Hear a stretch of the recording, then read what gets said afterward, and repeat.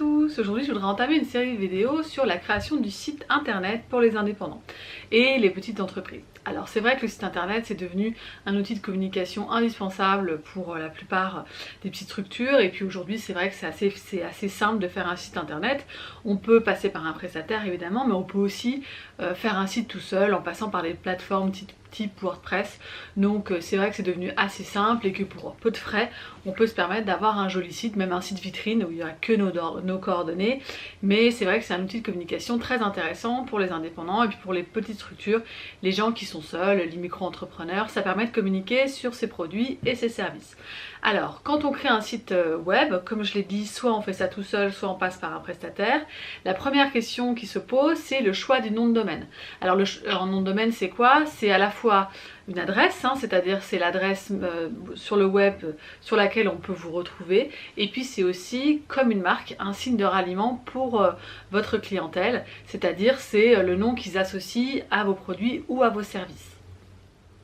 Alors sur internet il y a plein de choses plein de conseils pour choisir son nom de domaine, notamment des conseils en marketing. Alors là c'est pas le sujet de la vidéo, nous on va essayer d'aborder les sujets légaux, c'est-à-dire que dans quelles conditions légales vous pouvez déposer votre nom de domaine. Vous verrez c'est assez simple mais c'est quand même des petites choses à savoir pour pas se tromper. Alors simplement avant de démarrer, je précise juste de quoi se compose une adresse internet. Vous le savez, enfin vous connaissez. Le début c'est HTTP, alors ça c'est le langage choisi, c'est du code informatique, c'est un type de langage qu'on choisit pour communiquer. Ensuite il y a les 3 W, ça veut dire World Wide Web, donc ça c'est une application d'internet qui veut dire que ça fonctionne dans le monde entier. Et puis ensuite vous avez votre nom de domaine, c'est-à-dire le nom du site avec l'extension, le .com, le .fr, le .eu. Ça en général on connaît mieux cette partie-là. L'extension au départ il y en avait très peu, maintenant il y a vraiment beaucoup d'extensions qui sont possibles. Donc vous en tant que futur exploitant du site et en tant que propriétaire du site, vous allez choisir d'abord le nom de domaine et puis ensuite l'extension que vous voulez.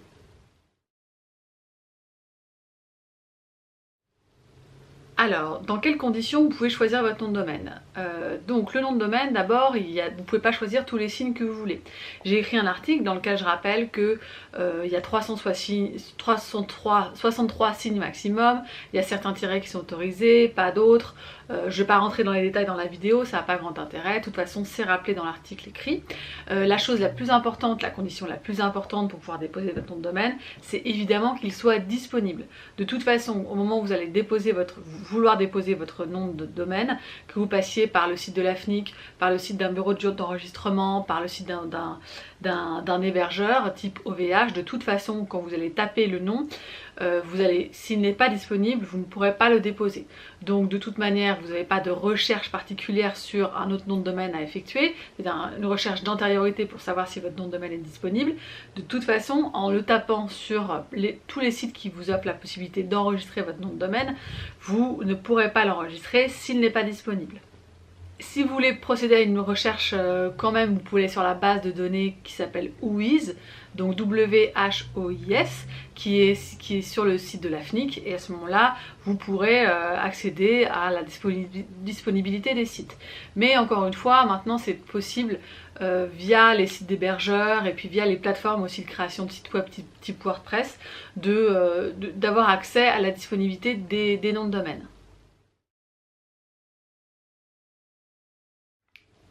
Alors la deuxième chose importante, et là pour le coup vous ne pourrez pas le vérifier en inscrivant votre nom de domaine, c'est que le nom de domaine que vous choisissez ne doit pas porter atteinte aux droits des tiers. Alors qu'est-ce que ça veut dire?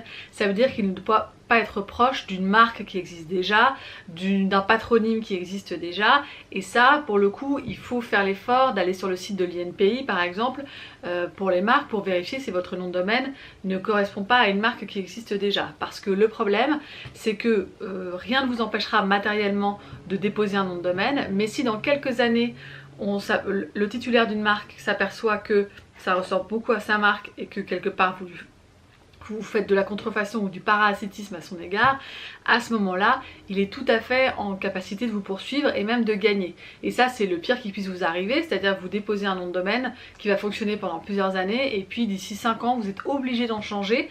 Ça, d'un point de vue commercial, c'est quand même assez préjudiciable. Donc très important, renseignez-vous bien pour savoir si votre nom de domaine ne correspond pas à une marque qui aurait un service similaire au vôtre et qui créerait un risque de confusion dans l'esprit du public. Si vous voulez en savoir plus sur les marques, vous pouvez aller sur ma vidéo déposer une marque auprès de l'INPI que je mets en barre d'information, enfin en coin dans la vidéo, et à ce moment-là vous en saurez un petit peu plus.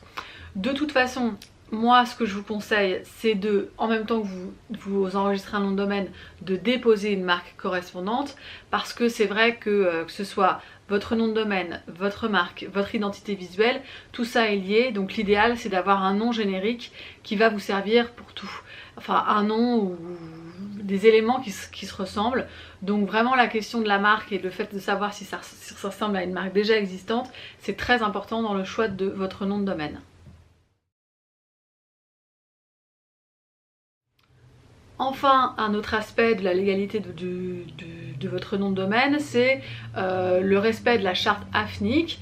Alors ça c'est assez simple, en fait c'est simplement pour dire que votre nom de domaine ne doit pas contenir d'insultes, de propos injurieux, de propos racistes, enfin ça c'est du grand classique, c'est pas une contrainte particulière parce qu'en général quand on fait un site internet pour vendre des produits ou des services, on met pas de propos insultants dans son nom de domaine, mais voilà, je le précise juste, la charte de l'AFNIC elle est disponible sur internet, donc vous pouvez jeter un petit coup d'œil si ça vous intéresse, mais en gros si vous restez sur un nom de domaine qui répond au bon sens, il n'y a pas de raison que vous alliez à l'encontre de la charte AFNIC. Alors quels sont les moyens d'acquérir un nom de domaine? Eh bien il y en a deux. Il y en a un dont j'ai déjà parlé, c'est simplement vous êtes le premier titulaire du nom de domaine ou alors le nom de domaine est disponible. Dans ce cas-là, vous l'enregistrez via un bureau d'enregistrement sur internet.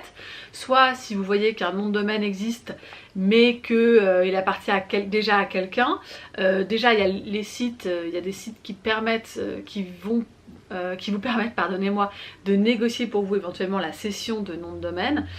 Pourquoi je dis ça? C'est parce qu'il y a beaucoup de gens qui déposent des noms de domaine et qui ne les utilisent jamais.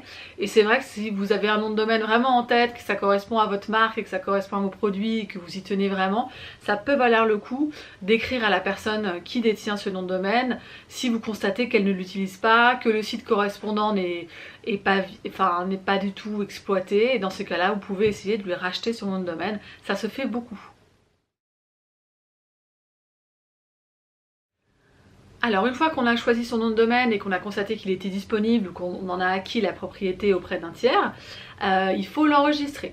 Donc vous allez passer par un site de bureau d'enregistrement. Alors là, moi personnellement, je trouve ça assez compliqué parce qu'il y a beaucoup de bureaux d'enregistrement, donc il y a beaucoup de sites sur lesquels vous pouvez enregistrer votre nom de domaine. Si vous ne savez pas vers qui aller, si vous faites ça tout seul, allez vers OVH, c'est un hébergeur qui permet de réserver ses noms de domaine et qui offre en général, enfin OVH tout comme les autres sites offre en général d'autres services. À ce moment-là, si vous ne savez pas du tout de quoi il s'agit, tous ces services, renseignez-vous auprès d'un prestataire, quelqu'un qui pourra éventuellement vous aider. Sachez aussi que sur ces sites, vous allez pouvoir choisir la durée de la protection de votre nom de domaine. Donc quelle que soit la durée, même si c'est 10 ans, mettez-vous bien des alertes pour savoir un peu avant la fin de la protection de votre nom de domaine. Pourquoi? Parce que même si le bureau d'enregistrement vous envoie des mails de rappel pour vous dire que attention, votre nom de domaine va bientôt expirer, le problème c'est qu'on reçoit beaucoup de mails.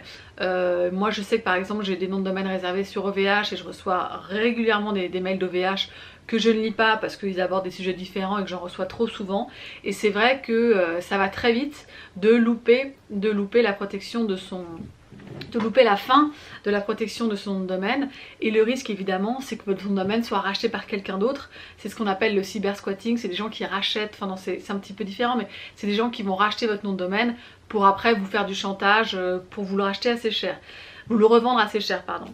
Donc si vous avez un site qui fonctionne, ça vaut vraiment le coup déjà de prendre une protection assez longue et puis ensuite de se mettre des alertes pour ne pas perdre votre protection et que le site soit racheté ou squatté par quelqu'un d'autre. Ensuite, le site d'hébergement va vous proposer de signer un contrat d'hébergement. Donc sur le contrat d'hébergement, j'ai pas de remarques particulières parce que de toute façon ce sont des contrats d'adhésion. Donc vous pouvez évidemment y jeter un coup d'œil, c'est des termes très techniques, c'est un petit peu compliqué et de toute façon c'est pas du tout des contrats que vous allez pouvoir négocier. C'est des conditions d'adhésion comme des conditions générales de vente, on vous demande simplement de cocher et de faire une signature électronique et puis c'est tout. Mais sur le fond j'ai pas de remarques particulières hormis encore une fois de faire bien attention à la durée et puis aussi au service que vous choisissez de prendre, puisque la plupart des bureaux d'enregistrement proposent un certain nombre de services, des services de mail, des services de négociation de nom de domaine, enfin il y a toute une catégorie de services qui sont associés au choix du nom de domaine et tout ça, ça peut être compris dans votre contrat et ça va influer sur le prix. Donc regardez bien ce que vous voulez acheter et ce que vous payez. Voilà, donc ça c'était les aspects légaux à vérifier quand on choisit son nom de domaine. J'insiste que si vous faites choisir votre nom de domaine par un salarié, si vous avez une petite équipe, ou par un stagiaire, enfin je veux dire, si vous faites faire votre site internet par un prestataire, un webmaster, ou par un stagiaire, ou par un salarié, ça c'est des choses que vous devez vérifier parce que n'oubliez pas, vous êtes exploitant du site internet, donc si des erreurs sont commises, ça vous retombera dessus. Donc si vous ne faites pas les choses vous-même, veillez bien avec votre prestataire, votre stagiaire ou votre salarié, veillez bien à ce que toutes ces conditions légales soient remplies afin que vous n'ayez pas de problème par la suite. Voilà, c'était une vidéo assez courte, j'essaye de privilégier les formats courts, je pense que c'est plus intéressant pour vous. Si vous voulez rentrer plus dans les détails, n'hésitez pas à lire mon article que je joins à la barre d'informations. Et puis je vous dis à la prochaine fois, au revoir.